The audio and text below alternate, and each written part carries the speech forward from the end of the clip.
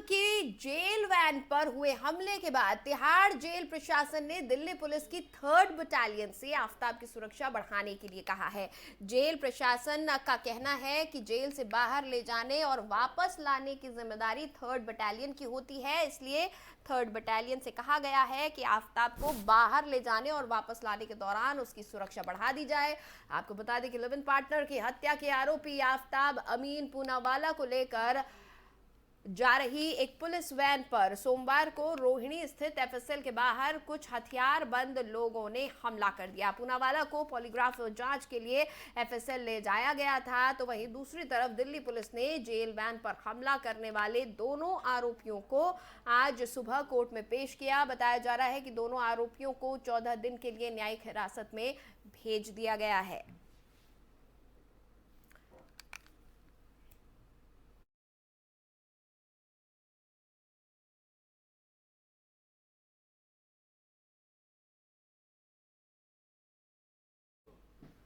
तो तस्वीरें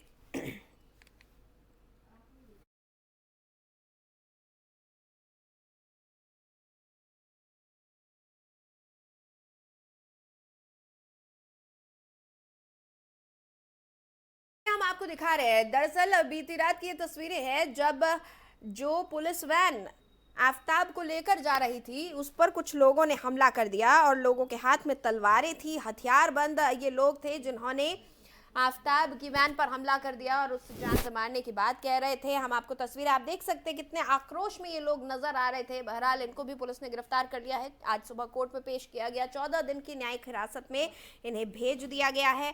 आपको बता दें कि आज आफताब का पॉलीग्राफ टेस्ट का आखिरी राउंड भी होना है। कई अहम सवाल हैं जिनके जवाब आफताब से मिलने अभी बाकी हैं और अब इस हमले के बाद आफताब की सुरक्षा को और भी कड़ा कर देने के लिए कहा गया है। दिल्ली पुलिस की 3rd बटालियन की जिम्मेदारी है आफताब की सुरक्षा की, तो इसको लेकर 3rd बटालियन को निर्देश दिए गए हैं कि वो सुरक्षा पर और ज्यादा ध्यान दे।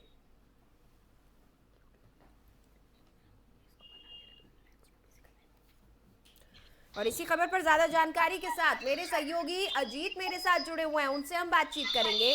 अजीत, ये पूरा मामला बड़ा ही नाटकीय नजर आ रहा था जब बीती रात हथियारबंद लोगों ने इस तरह से दिल्ली पुलिस की वैन पर हमला कर आफताब को निशाना बनाने की कोशिश की। क्या जानकारी मिल पाई है इन हमलावरों के बारे में? कौन है ये लोग?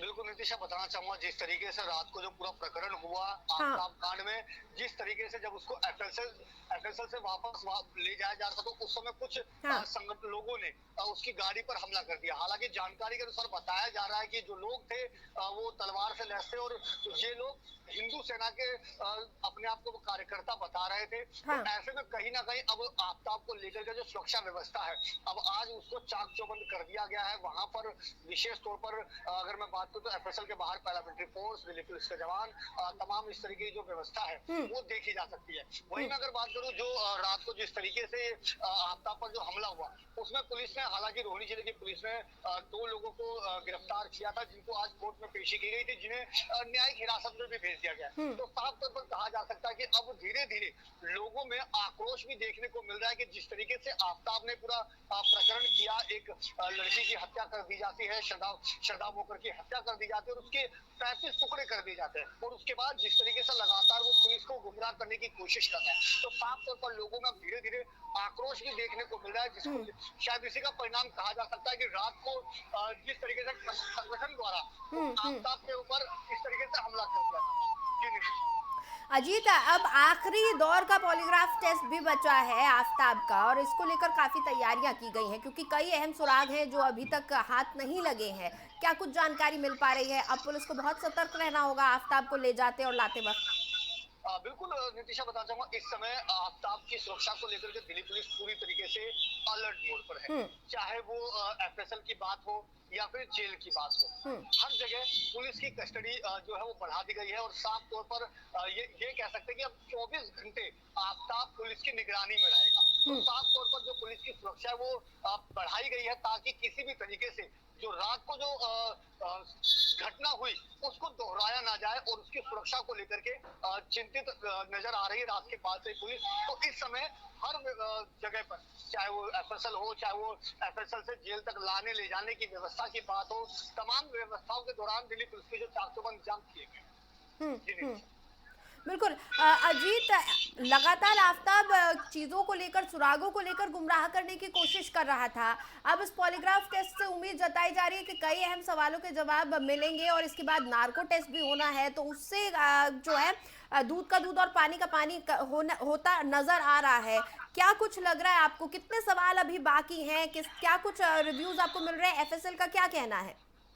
बिल्कुल बता चाहूँ नितिशा, जिस तरीके से लगातार जो आफ्ताब है वो घुमाने की कोशिश कर रहा है। हाँ। तो अब ऐसे में क्योंकि कहीं ना कहीं जो सवालों की फहरिस्त है वो बढ़ती जा रही है, क्योंकि जब भी जो मेन जो सदा हत्याकांड से जुड़ते ही जो सवाल आते हैं तो वो अपने आप को या तो भूलने की कोशिश करता है, या भूलने का बहाना करता है, या फिर पुलिस को गुमराह करने की कोशिश करता है। तो इससे कहीं ना कहीं शायद यही वजह है, लगातार जिस तरीके से लगातार राउंड बदलते जा रहे हैं, 3 दिन 4 दिन, जिस तरीके से आफ्ताब के जो पॉलीग्राफ टेस्ट का दिन बढ़ते जा रहे हैं, वो उसी का परिणाम है। वरना सारा का सारा ये एक दिन में हो जाना था, लेकिन आफ्ताब कह सकते हैं कि आफ्ताब पॉलीग्राफ टेस्ट में पुलिस का सहयोग नहीं कर रहा है, और इसी के यही वजह है कि जिस तरीके से लगातार उसको दोबारा लाया जा रहा है, ताकि वो सच जो सबूत जो पुलिस को चाहिए वो सबूत जुटाया जा सके। लेकिन कहीं ना कहीं जिस तरीके से आफ्ताब बार बार गुमराह करने की कोशिश कर रहा है, तो साफ तौर पर कहा जा सकता है कि जो वास्तविक सबूत है वो कहीं ना कहीं नार्को टेस्ट पर आकर के जरूर टिकने वाली है,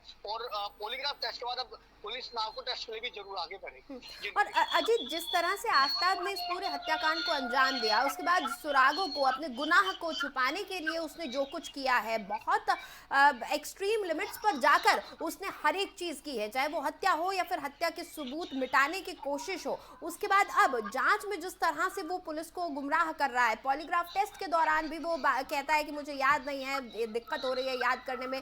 जब उसको लोकेशन पर, क्राइम सीन पर ले जाया जाता है, तो भी वो गोलमोल जवाब देने की कोशिश करता है। ऐसा लगता नहीं है कि आफ्ताब कोई साधारण इंसान है जिसने पहली बार या फिर आवेश में आकर कोई अपराध कर दिया हो। बहुत ही शातिर अपराधी नजर आता है आफ्ताब। बिल्कुल नितिन, जैसा कि मैंने शुरू से बताया कि जिस तरीके से वो पूरी प्रैक्टिस करके बैठा हुआ है, चाहे वो क्राइम सीरीज की बात हो, वेब सीरीज की बात हो, या फिर क्राइम से जुड़ी फिल्मों की बात हो।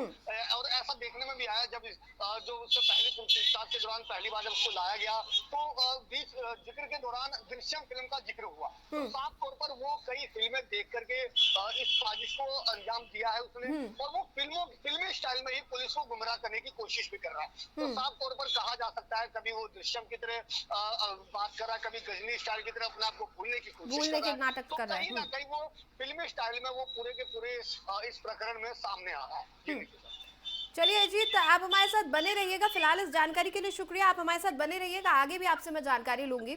तो फिलहाल आफ्ताब मामले की हम बात कर रहे हैं। श्रद्धा हत्याकांड मामले में आफ्ताब लगातार पुलिस को गुमराह करने की कोशिश कर रहा है, लेकिन अब फाइनल दौर की उससे पूछताछ होनी है। पॉलीग्राफी टेस्ट का एक आखिरी राउंड बचा है, उसको लेकर आज पुलिस एफएसएल पहुंचेगी और पॉलीग्राफी टेस्ट का फाइनल राउंड किया जाएगा। कई सवाल ऐसे हैं जो अभी भी आफ्ताब से पूछे जाने हैं, लेकिन बीती रात जिस तरह से हमला हुआ पुलिस वैन पर और आफ्ताब को निशाना बनाया गया, उसके बाद से पुलिस को और ज्यादा सतर्क रहने की अब जरूरत है। दिल्ली पुलिस की 3rd बटालियन को ये आगाह कर दिया गया है कि सुरक्षा व्यवस्था और चाक चौबंद कर दी जाए, क्योंकि दिल्ली पुलिस की जो 3rd बटालियन है उसी के ऊपर जिम्मा है आफ्ताब को जेल से लेकर एफएसएल तक जाना, एफएसएल से वापस लेकर आना, या फिर रोहिणी के अस्पताल में जब चेकअप के लिए जाता है उस वक्त जाना। यानी पूरा का पूरा जो आफ्ताब की सुरक्षा का जिम्मा है वो दिल्ली पुलिस की 3rd बटालियन का है, और इसी लिहाज से दिल्ली पुलिस की 3rd बटालियन को साफ तौर पर दिशा निर्देश दे दिए गए हैं कि सुरक्षा व्यवस्था और कड़ी कर दी जाए ताकि इस तरह की घटना दोबारा ना हो। और जिन लोगों ने बीती रात पुलिस वैन पर हमला किया था उनको आज सुबह पुलिस ने कोर्ट में पेश किया। 2 लोगों को गिरफ्तार किया गया है, उनको कोर्ट में पेश किया गया, जिसके बाद 14 दिन की न्यायिक हिरासत मिल गई है दोनों ही आरोपियों की।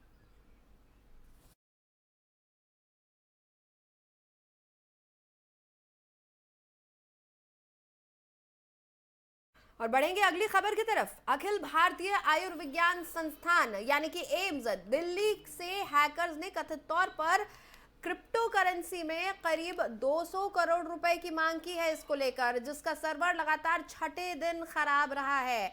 आधिकारिक सूत्रों ने सोमवार को ये जानकारी दी। सेंधमारी का बुधवार को सुबह पता चला था और आशंका जताई जा रही है कि सेंधमारी के कारण लगभग 3 से 4 करोड़ मरीजों का डेटा प्रभावित हो सकता है। सूत्रों के मुताबिक सर्वर डाउन होने के कारण आपातकालीन इकाई में रोगी देखभाल सेवाओं और साथ ही बाह्य रोग, भर्ती रोगी और प्रयोगशाला अनुभाग को कागजी रूप से प्रतिबंधित किया जा रहा है। भारतीय कंप्यूटर आपात प्रतिक्रिया दल, दिल्ली पुलिस और गृह मंत्रालय के प्रतिनिधि रेसमवेयर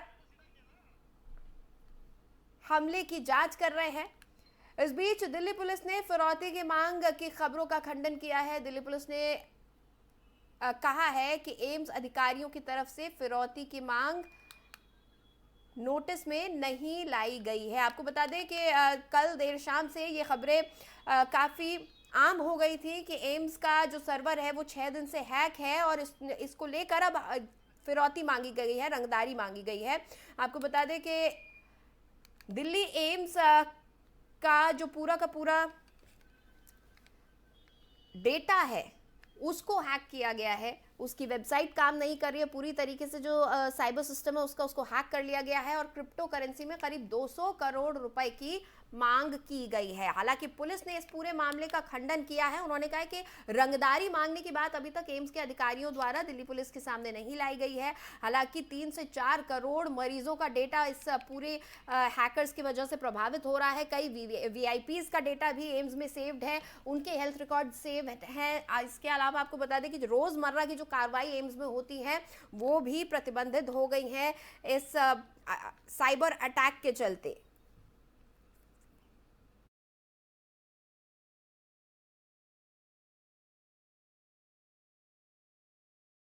और इसी खबर पर ज्यादा जानकारी के साथ अजीत मेरे सहयोगी जुड़े हुए हैं लगातार मेरे साथ, उनसे हम बातचीत करेंगे।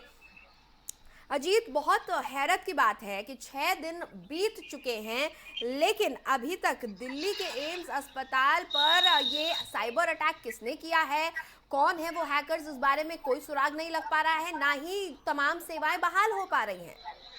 बिल्कुल नितिशा, बताना चाहूंगा राजधानी दिल्ली का जो सबसे या यूं मैं कहूं कि देश का सबसे बड़े अस्पतालों में से एक एम्स, जो कि जिस पर कहीं ना कहीं कहा जा सकता है साइबर अटैक हुआ है। क्योंकि जिस तरीके से लगातार खबरें सामने आई कि एम्स का जो सर्वर है उसको हैक करने की बात सामने आई, तो कहीं ना कहीं वो पूरे न केवल अस्पताल प्रशासन के लिए बल्कि देश के लिए एक कहीं ना कहीं चिंता का विषय कि जब एक केंद्र सरकार के अधीन आने वाले इस तरह के जो सबसे बड़े अस्पतालों में से एक अस्पताल भी अगर साइबर अटैक का शिकार हो सकता है तो बाकी जगह पर क्या हो सकता है। वो अस्पताल जहां पर तमाम केंद्रीय मंत्री से लेकर के बड़े बड़े दिग्गज नेता अपना इलाज कराने आते हैं, देश भर से अलग अलग हिस्सों से लोग अपना इलाज कराने पहुंचते हैं, अगर वही साइबर अटैक का शिकार हो जाएगा तो जाहिर सी बात है कि दिल्ली तमाम देश की जनता का क्या होने वाला है। तो कहीं ना कहीं चिंता का विषय जरूर है, लेकिन जिस तरीके से बीते दिनों लगातार खबरें आई कि इसको लेकर के फिरौती की मांग की जा रही है, लेकिन इसको लेकर के दिल्ली पुलिस ने इन तमाम खबरों का खंडन करते हुए साफ तौर पर कहा है कि इस तरह की फिरौती की कोई भी मांग नहीं की गई है। लेकिन यह साफ तौर पर जाहिर है कि जिस तरीके से साइबर अटैक हुआ है वो कहीं ना कहीं चिंता का विषय भी जरूर बना हुआ है। अजीत, कल देर शाम से ये खबरें आम हो गई थी मीडिया में कि 200 करोड़ रुपए की रंगदारी मांगी गई है, लेकिन दिल्ली पुलिस इसका खंडन कर रही है। आपके पास क्या जानकारी है? बिल्कुल नितिशा, बताना चाहूंगा दिल्ली पुलिस लगातार भले ही कार्रवाई करने की बात कर रही हो, लेकिन जिस तरीके से इतने दिन बीत जाने के बाद भी इसका कोई समाधान नहीं हुआ, वो साफ तौर पर दिखा रहा है कि कहीं ना कहीं जो इस साइबर अटैक को रोकने में तमाम जो सिविक एजेंसियां हैं वो कहीं ना कहीं नाकामयाब साबित हो रही है। या यूं कहा जा सकता है लापरवाही है, लापरवाही तो नहीं कही जा सकती, लेकिन नाकामयाब जरूर कहा जा सकता है कि जिस तरीके से लगातार इतने दिनों बीत जाने के बाद भी इसका ये पता नहीं चल पाया कि साइबर अटैक आखिरकार किया किसने, कौन सा गिरोह है, कौन सा संगठन है जो इस साइबर अटैक को अंजाम दिया है। जैसे कहीं ना कहीं तमाम बिल्कुल बहुत बड़ी नाकामी है ये, क्योंकि भारत जैसा देश जो कि लगातार आगे बढ़ रहा है, इस वक्त दुनिया में हमारी तूती बोल रही है, और ऐसे वक्त पर हमारे देश के सबसे बेहतरीन, सबसे बड़े अस्पताल एम्स की अगर हम बात करें, दिल्ली एम्स की, और उस पर साइबर अटैक हुआ है बीते 6 दिन से। कोई भी डेटा आप एक्सेस नहीं कर पा रहे हैं, तमाम प्रोसीजर्स बाधित है यहाँ पर, सिर्फ और सिर्फ इन हैकर्स की वजह से। तो ये बहुत बड़ी नाकामी हमारी साबित करता है कि आज भी हमें साइबर जगत में बहुत काम करने की जरूरत है। बहरहाल बहुत बहुत शुक्रिया अजीत उस पूरी जानकारी के लिए आपका। तो दिल्ली के एम्स अस्पताल में लगातार हैक किया गया है डेटा, और 6 दिन बीत चुके हैं लगातार इस समस्या से लोग जूझ रहे हैं, लेकिन अब तक पता नहीं चल सका है कि ये कौन हैकर्स हैं, क्यों दिल्ली एम्स का डेटा हैक किया गया है, कौन लोग इसके पीछे हैं और क्या इसकी वजह है।